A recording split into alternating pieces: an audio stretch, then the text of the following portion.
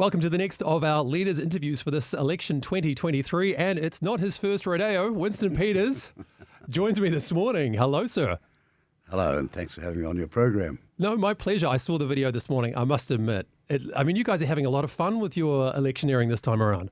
Well, you know something, this is a pretty boring campaign in some circumstances, and all we were imaging is that it does take experience and knowledge. Yeah. And you've got to stay on the horse. Well, that's right. And of course, if people are wondering what we're talking about, there's a video that's just gone live just this morning. Yes. So was this your idea or did somebody pitch it to you? How did that come about? Somebody pitched it to us. Yeah. And I was just majorly concerned that he had got a horse that had been trained, not one that's going to spend the next 35, 40 seconds trying to buck you off. Yeah, fair enough. Would have made for a more memorable video for other reasons, right? Well, not if I'd have stayed on, but I was brought up on a farm, and my grandfather was a horse trainer, and so was my father, apart from being a farmer, from Clydesdales all the way to Shetlands. Yep. And we've had a few spills. I'll make no bones about that. Well, and look, it's true for horses, but it's true in politics as well. And of course, the point you're making with that video is that, I would say you would have to be the most experienced campaigner in this year's election, surely. I think you've been involved in how many elections now? Well, by miles. I'm not boasting, but no, absolutely. I think it's fair to boast about. For some of them, this is their first rodeo. Yeah, yeah. That's the point of that advertisement. Exactly. So I'm keen to know from you as well. In some ways, every election is different, but there will be common threads. What is unique about 2023 from your perspective? Unique in that perspective of this election is that the appalling, how shall I say it, standards of the mainstream media.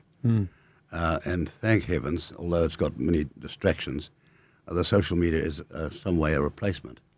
But the mainstream media's sense of reporting or journalism, and maybe not all their own fault, but they're not telling both sides of the story. They're not saying, well, Mr. Hipkins said that, and so the other party is saying this. No, they're doing all the interpretation and editorializing themselves so that the listener or the viewer or the reader does not know what the person actually said. I've got people coming to a meeting which is wall to wall. I've had over 750 people in some meetings, and they've never repeated one word I said, even though it was a written speech I delivered so it might help them, and went straight for the angles. Now, that's not reporting. It's a disgrace, and actually it's a challenge to our democracy, because in democracy, people who are the voters are the master, not the servant. The politicians are the servant, and they're entitled to hear what's on the marketplace of ideas and policies, and they're not hearing it. And an example that we had of that very recently as well was when it was announced in the newspapers. Chris Hipkins came out and said, we're announcing to everybody we're not going to be going into coalition with New Zealand First under any circumstances. Yeah. And this was reported like it was brand new, that this was something that people had never, this was a revelation. But of course, you've been talking about this for how long now? 18 months or longer. The moment I found out that material that was critical to decision-making, and I was the foreign minister, was hidden from me, and other policies as well. I made mine you could not trust them to ever go into coalition with this bunch now. I'd been in government with Helen Clark and Michael Cullen, and in no way over those 3 years did they ever not keep their word. And I was in government with Jim Bolger, and the same reason he never ever failed not to keep his word. Whereas Jenny Shipley and Senator Ardern definitely did not, and I can prove it categorically. They had signed up to an agreement and they weren't keeping it. Now, that's unforgivable if we want to have in our country a democracy where things are up front and transparent. And so I'm actually very interested to know as well, you have been through these post-election negotiations and whether or not, again, at the moment, the way the polls are looking, it's a very, there's a good chance that New Zealand First could be in a position to negotiate. We're way past 6 and 7% already. Right. I don't understand these so-called political experts all saying this.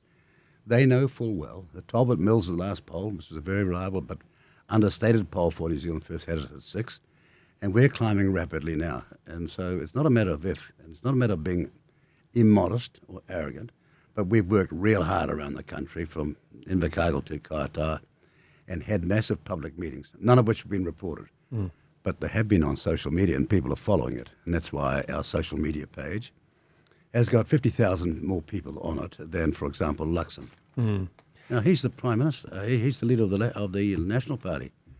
It's been around since 1936, so No, it's going great. Yeah, and we'll unpack, I guess, some of the things too you're finding New Zealanders are responding to very much in those meetings too, what you're finding is most important to them. But I am keen to know, because I think you are probably the best person to ask this question about what the negotiations are actually like. I don't know how much of this you can tell us right now, but of course there's all the electioneering.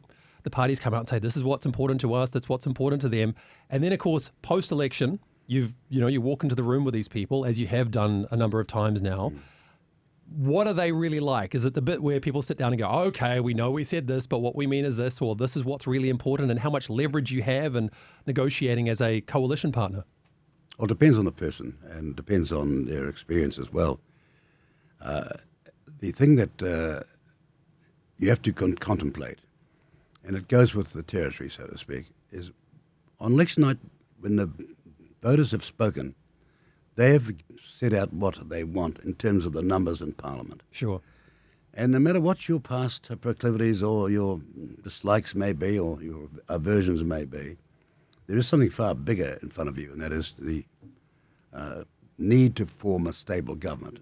We've been a democracy since 1854. Maori voting was in 1867.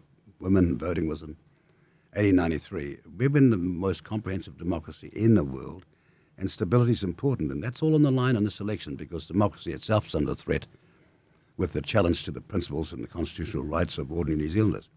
So you have to say to yourself and tell your colleagues, now look, blank your mind of all your prejudices. The public wants you to do the best in these negotiations and get as much as you can for those things that people voted for you for. Now, sometimes people expect you... you've got, say, 7-8% of the vote, and they expect you to run the whole show. That's not the way it is. Or shall I put it this way? They've given you a microlight, and they expect you to fly to the moon. It can't be done. But we've gone a long way there in the past and been more successful than any other political party in the negotiations, because there's one advantage we've always had over all the rest, and we still will have the same advantage after this election. So how does it translate, though? Except I won't be negotiating with Labour, full stop. Yes, yeah, which you have made very clear. Well, there's got to be a price for deceit and a price for attack on democracy and a price for racism, and I'm utterly opposed to it, coming with my background.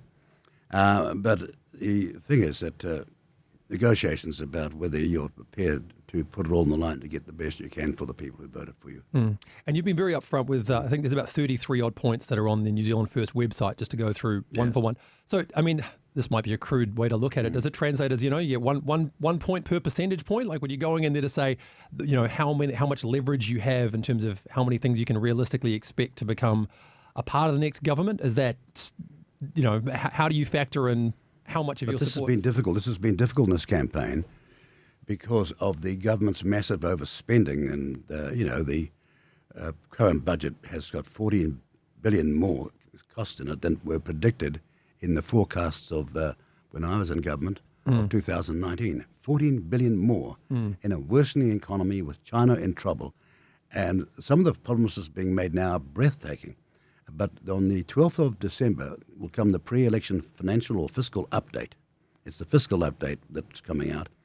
And only then will we know what we're dealing with some sort of precision, because so much of what's being said now, as I say, is breathtaking. It is inconceivable that they will be able to deliver on any of those promises given the state of our economy. And as a former treasurer of New Zealand, running the economy, during the Asian financial crisis when we lost up to 80% of some of our Asian markets in 1977, I do know with exactitude exactly what's going to happen here. Because I predicted it some months ago that this is going to get much worse. But no, here we are, and they're all there with the mainstream media in a lolly scramble, the sweetness of which will be very bitter when the election's over, because they won't be able to deliver. And of course, one of the challenges too, which you've had to negotiate a few times, and I think you made a great analogy to it before as well, that is there still, even though we've had MMP in this country for a number of decades now, we've had it since the vote of it was 95, wasn't it? 96 it came in, but it was voted for by the people in the second referendum in 1993. Yeah. And still the mainstream media can't get their head around it. They keep on thinking it's first past the post. As I was saying the other day in a meeting in Glenfield, one of the editors of the Sunday Times and previously in 2017 accused me virtually 5 days after the election of holding the government to ransom. Holding the country to ransom, though, is what she said. Holding the country to ransom. Look, the special votes weren't even counted. We didn't know what the final makeup of Parliament might be, and I was being accused of that. Now, the Germans had an election the day after us in 2017. We decided the government, after we knew the votes within 11 days, they took 4 months after that. See the difference? Oh, yeah, No absolutely. fairness, no balance, no understanding internationally, and just, what I call dirt as criticism. Plain dirt. And so when it comes to then expectations of a minor party and coalition as well, though, I think, you've come up against that challenge a few times now. You're not a minor party. Well, You're not a minor party if you form 4 different governments. well, sure. And we have, uniquely, we're the only party who can make that claim. Yeah, well, exactly. And, yet for some reason, you go into those arrangements and people maybe expect that you're going to be able to set the entire scope of government. And, of course, following election, this is looking like the third time you're going to be returning to government after having some, misfortune in the election previous. What do you count that for? Is it just a matter of people having understandings of how parties should function in coalition that doesn't line up with reality? Look, 2020, the COVID, 2019 going into the COVID 2020, the whole world changed. It changed democracy or the response to that all over the world. And some of the electoral results were catastrophic for parties that should have won. I mean, don't have to like this person or dislike this person, but Trump was going to hose in 2020 until COVID turned up. And then you had circumstances in New Zealand where, look, the National Party was devastated and all sorts of things happened in 2020. And so it happened to us as well. And there's no use complaining about it. I'm off a farm and I liken to getting the whole crop ready, planting the seeds and doing everything right. And everything's coming up, it's looking beautiful, and all of a sudden you get a hailstorm, a big one, where the hail is the size of big ball bearings and all your crops destroyed. Now, you learn, well, if I couldn't have stopped that hailstorm, get up off the ground and start again. Look around and see where the mistakes were made. But sometimes it's not the mistake, it's the environment which you're in. And that's what we did. We decided, all right, we've been beaten badly, we'll just start again. Because the circumstances were impossible. And so, as you mentioned, let's dive into some of the specifics around this as well. In fact, one of the major ideas you've talked about for this election is, let's take back our country. So when we're using a phrase like that, who are we taking it back from? What's the sense of, who has maybe taken control now, and what does taking back that control look like? Well, they're corroding our democracy with a thing called co-government. So when you say they, who is they? Labour and the Green Party and Te Pāti Māori and those that have gone along with those sorts of, the beginnings of those sorts of policies. Yep. Policies which I stopped when I was foreign minister and when I had influence, which they have now taken up, and it really means that a person with some ethnic background, part Maori, has got far greater rights in terms of constitutional matters and democracy than the rest of the country. It's just breathtaking what's happened here. And so we're taking back our democracy. The name of the country's been changed right in front of your face. I listen to the Morning Report, I watch TV, they're using the word Aotearoa.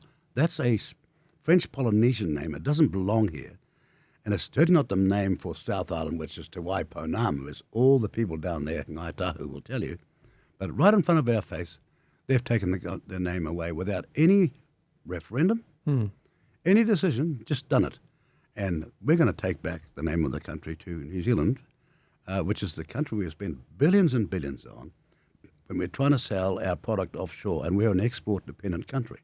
Okay, so you've also talked about, I think, number 4. I give you 20 things like that. Sure, and I mean, number 4, I think, on your list of commitments talks about the government department name changes as well, and reverting those solely to English names. Some have said, why can't we do both if we are supposed to be, say, a bilingual nation, if nothing else? New Zealand and Māori, you have suggested just the English name, or would you consider maybe using both together? What are your thoughts on that? Well, when you say we're bilingual, we're multilingual now. Sure. You can't have those levels of immigration without people who still have the language of their ancestors or where the origin of the country from which they come. You've got a whole lot of island people who still speak Pacific Island languages. You've got Chinese still speaking their language. You've got Indians still speaking their language. You've got all sorts of people, probably scores and scores of different languages here. But in the main, we only have 2 official languages, and that's Maori and the language for deaf people, so to speak. Yeah, New Zealand English Sign is not Language. even our official language. And when I said we're going to do that, we're going to make it official, I got the usual cacophony of idiots having a go at me. And my response to that is, oh yes, well go and look at the Plain Language Act. The Plain Language Act requires you to speak in plain language when you're writing the law, excepting they've interposed the right to put Maori in that language, and the moment you put that into a statute and people can't understand it, then all sense of communication is lost, because communication is critically about understanding. If I'm talking to you and you don't understand the thing I'm saying, then I'm not communicating.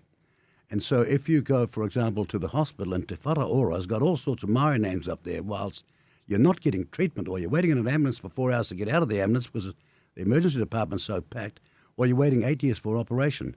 What's important? It is the delivery of health, not some woke virtue signaling. Because someone not in charge of bilingualism or language, namely the health system, is doing something the education system should be doing. See how confusing that is? Yeah, and that word woke as well has come up, it's regrettably a part of our vernacular now, I think, especially in the last few years. So, I mean, when you hear the word woke, like how do you define that? What is wokeism in New Zealand? Well, it's got a range of meanings, and some of them are too complicated, but I think it means, look, I woke up yesterday and now all of a sudden I've got greater conscience, I care about the country more than you, and what I think about is far important than you, regardless of whether you're majority or not. And so, you got waka kotahi, which is meant to be fixing up the roads, more interested in putting signposts up in Maori, whereas the Hokianga and the East Coast Maori are, alongside their European neighbour, just want the potholes fixed up. See what's going on here? You got any spare money, spend it on fixing the potholes up, not potholes that are wrecking vehicles and are dangerous.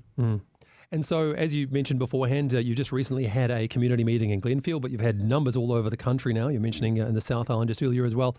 What are some of the things that you're hearing from those who are coming to those meetings that are the most important to New Zealanders? What are they hoping that you are going to solve for them, or what have they resonated with from your messaging so far that tells you, you're on the right track for representing New Zealanders? Well, look, we have substantial question time at the end of those speeches, and those are very valuable, sometimes up to 15 questions, but that takes quite a long time. But people are interested, and after all, you're there to have, you're lucky to have a dialogue with the audience, and they come along and we share ideas. That's the whole purpose of a democracy in these political speeches. But they've got a whole lot of concerns about what's going on. I mean, take the transport matter of the roading industry of this country. Our roads are in a mess. There are potholes everywhere. We've got all sorts of now, with Cyclone Gabriel, both in down Hawke's Bay and elsewhere around New Zealand, West Auckland as well, and Coromandel. You've got all these roads shut down. These are critical infrastructural assets that those people need to be fixed now. And the mainstream parties are not paying attention. They're making all sorts of promises. 3 tunnels in Auckland is what Hipkins promised us 2 weeks ago. 2 under the harbour and 1 on the North Shore to link up with light rail that's not even been started yet. This is breathtaking stuff. And, of course, out in the provinces where the great wealth and exports come from, and 82% of the export wealth of this country comes from, their infrastructure is being left and forgotten. And our point in this campaign is to go out and tell people out there, we hear you. We're listening to you. We're going to do something about it. We're going to stop this sort of so-called, quotes, transformative visionary statements being made by people that come to nothing. After all, why is light rail, which started off at $1.8 billion in 2017, in its first meeting, and I was there when the Labour Party tried to put it to us, and we said, what? $2.8 billion, it'll cost you 10 times that. Well, guess what it is now? 20 billion, up to 30 billion, and they still haven't put in 1 metre of it. Well, but at least a lot of consultants got paid, so, Well, it cost 50. No, but look, it cost 54 million for the idea of a cycleway over the harbour. How many ordinary people, families, could I got into a house using that money? Well, look, wasteful spending's been a huge point that I think people have been right to. $1.2 billion on consultants. Yeah, and that's $1,200,000 on consultants. Do you get your head around that? $1,200,000 consultant. I think most homeless families could have got a start and got a house.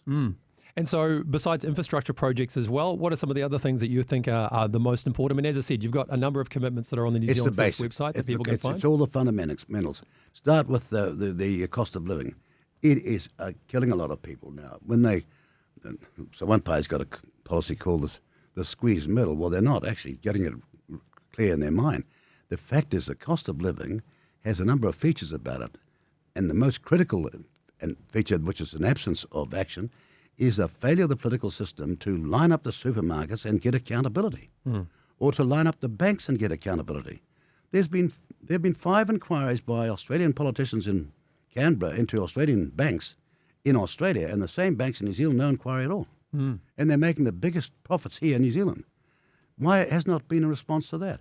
On the supermarkets, Labor promised 15 months ago to have within 3 months, that's 12 months ago, a groceries commissioner. Well, they got there 3 weeks ago, but with no powers, a toothless tiger.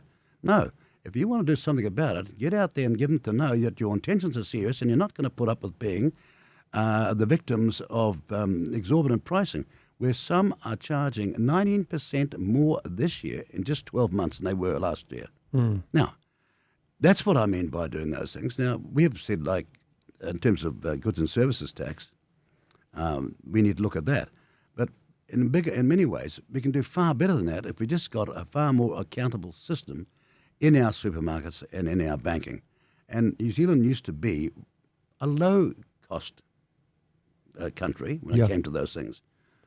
And now we're one of the highest in the world, and it's just as a result of political failure. I'm not just fobbing it off, but this is something I've argued for a long time for. And people ask you, well, what have you done about it? And the answer is, well, here we go again. You give me a microlight, you want me to fly to the moon. I can't get there, but if you vote for me in greater numbers, I will get there, such as turning around the attack on older people. The 66% net average wage that goes to older people these days in terms of super is there because we legislated that after it had been taken down to 60. The surtax, which was at 92 cents on the dollar, so they get nothing for some of them, we got rid of that, and then we got the Super Gold card. And the Super Gold card's been of enormous help to older people. We can do a whole lot more. We've got hearing aid subsidies and rebates, and we've also got winter energy payment.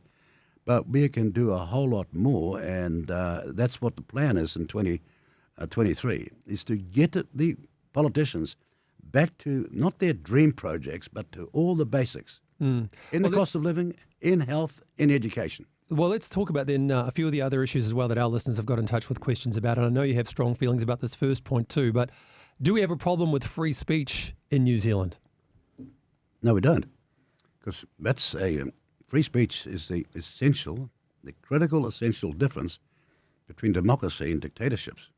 So are people experiencing then the application of free speech, or is your sense that maybe voices are being silenced in some capacity? Or you mentioned, say, for example, the media. Have you heard the saying, better to remain silent than to open your mouth and be thought a fool? Yeah. Or to remove all doubt. Yeah. Now, free speech goes like this. The person might be saying something idiotic and stupid, but they should have the right to say it. And you'll even find it sometimes in your own family around the dinner table. Look, I'll say it in my own life every now and then, just quietly. So it's a lesson I've had to learn too. But free speech is a critical component, and any attack on that is the beginning of tyranny and dictatorships. What is the unique feature of democracies versus all those other countries? In those other countries, you cannot afford to even think wrong. You can't even afford to think of the mistake, because in one of your actions, whether you open your mouth or not, might image it, and now you're in trouble. That's not the side I want to belong to. So another question then that's very relevant to our audience is, would you change anything about the current abortion laws in New Zealand? Look, the reality is that our policy has long been that abortion should be safe, it should be legal, and it should be rare. That's been my personal position, and I've not changed from that, but we have always had the view on this issue that it's not what Winston Peters or my colleagues think. It should be put to the people of this country in a referendum. And that's the critical difference between us and others who say, no, we've got in Parliament and we've got the right conscience and we can make the decision. The answer is no, you don't. You're only temporarily empowered. Some of you are going to be gone tomorrow. You hardly arrived yesterday. Why don't you ask the people? And as Winston Churchill said, trust the people. Now, this is a side question to me because I'm glad you brought that up. One of the things that, again, speaking of your longevity in politics, and we've had a lot of people who have come and gone from the political sphere over the last few years in particular. Is it one of those things where you can kind of look across the aisle and know which ones are going to be around for a while longer or not? Like, what do you think leads to longevity? And is there anything you see in people that go like, I'm not going to see you around in 3 years, am I, son? Well, you can't afford to do that because frankly, it would image a sense of arrogance. And also, can I just say, and it's across a lot of parties, there are some good people, even in the party you don't like. That is, they might be misguided, but they are basically decent New Zealanders. And all I'm interested in are these people, are they patriots or not? Do they actually believe in their country, or do they believe in some international purpose without any regard to what New Zealanders think? And so whilst it's a trend in some political parties to hate everybody else, that is a very, very unfortunate circumstance, because you're required to work with people in Parliament to try and get the best outcomes. And sometimes, just possibly, another party might have a better idea on this issue than you have.